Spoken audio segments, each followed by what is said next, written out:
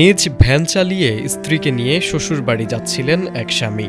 যেতে যেতে রাত গভীর হয়। অন্যদিকে ভ্যান গাড়ির চার্জও শেষ হয়ে আসে। উপায় না পেয়ে নিরাপত্তার জন্য রাস্তার পাশে একটি হাসপাতালে আশ্রয় নিতে যান ওই স্বামী স্ত্রী। আর সেখানেই ঘটে ভয়াবহ ঘটনা। যে হাসপাতালে মানুষ চিকিৎসার জন্য যায়, আর সেখানেই ধর্ষণের শিকার হলেন স্বামীর সাথে নিরাপত্তা নিতে আসা গৃহবধূ। এমন পাশবিক নির্যাতনের ঘটনা ঘটেছে মানিকগঞ্জ ২৫০ শয্যার জেলা সদর হাসপাতালে। সেখানে আশ্রয় নিতে আসা স্বামীর কাছ থেকে স্ত্রীকে জোরপূর্বক ধর্ষণের অভিযোগ উঠেছে হাসপাতালের দায়িত্বরত ২ আনসার সদস্যর বিরুদ্ধে। এ ঘটনায় ২ আনসার সদস্যকে আটক করেছে সদর থানা পুলিশ। আমরা নারায়ণগঞ্জ থেকে আসতেছিলাম, পরে আমার হাজব্যান্ডের গাড়িটা নিয়ে আসতেছিলাম, পরে আমার হাজব্যান্ডের গাড়িটা নষ্ট হয়ে গেছে, মানে চার্জ শেষ হয়ে গেছে। পরে এই যে সদর হসপিটালের গেটের সামনে ছিলাম, পরে 2টা সিকিউরিটি গার্ড ছিল, পরে বললো যে ভিতরে আসেন। আসার পরে অনেক কিছু জিজ্ঞেস করলো, পরে আমাদের দুজনকে আলাদা করলো। ওরে নিচতলায় রাখছে আর আমার দোতলায় নিয়ে গেছে। তারপরে আমারে ভয় দেখাইছে, অনেক কিছু করছে, এরপরে আমারে ধর্ষণ করছে। জানা গেছে, রোববার দিবাগত রাত ৩টার দিকে স্ত্রীকে নিয়ে এক ব্যক্তি নারায়ণগঞ্জ থেকে নিজস্ব ভ্যান নিয়ে মানিকগঞ্জ সদর উপজেলার বেতিলা এলাকায় তার নানা শ্বশুরবাড়ি যাচ্ছিলেন। এ সময় বাস স্ট্যান্ড এলাকায় আসা মাত্র ভ্যান গাড়ির চার্জ শেষ হয়ে গেলে নিরাপত্তার জন্য সদর হাসপাতালের সামনে গিয়ে অবস্থান নেন তারা।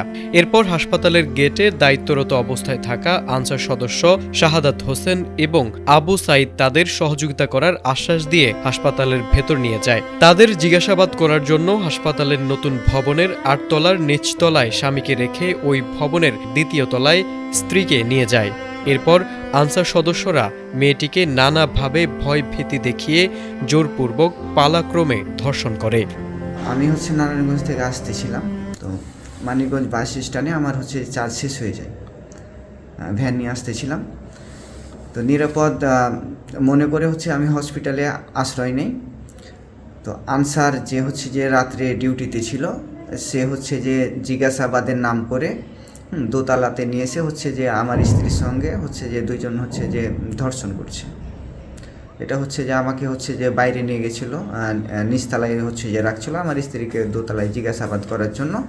তারপরে যে আমাকে দোকানে নিয়ে যায়, আর মানে কিছু খাবার কিনে দেওয়ার জন্য এই নাম করে নিয়ে যেয়ে পরে আমি যখন আসি, আমার স্ত্রী বলে যে আমার সঙ্গে যে এরকমটা করছে, এক কথায় যে ধর্ষণ করেছে।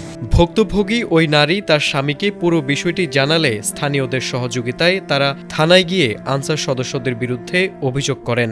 পুলিশ ঘটনাস্থলে গিয়ে দায়িত্বরত সব আনসার সদস্যদের ডেকে আনে। এরপর ভুক্তভোগী ওই নারী অভিযুক্ত 2 আনসার সদস্যদের শনাক্ত করলে পুলিশ তাদের আটক করে থানা হেফাজতে নিয়ে যায়। এটা রাত্রে কখন কি ঘটছে আমি এটা জানি না, কিন্তু সকালে ভোরে ফজরে আজানে আগে 5টার সময় একজন এসআই আসছে, ওনার 2জন কনস্টেবল নিয়ে।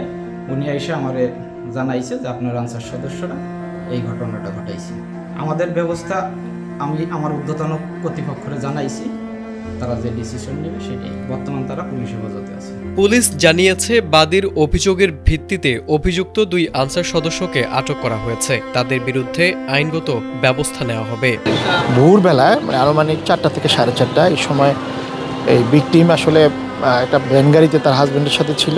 আমাদের যে টহল টিম, তাদের জিজ্ঞাসাবাদে ওরা জানাচ্ছিল যে ওরা হসপিটালে আসলে অনেক রাত হওয়ার কারণে ওরা হসপিটালে ছিল। হসপিটালে ওরা নিরাপদ আশ্রয়ের জন্য আসছিল। এখানে এসে আনসার সদস্য কর্তৃক ওরা রেপ হয়েছে, এটা আমাদের যখন টহল টিমকে জানালো।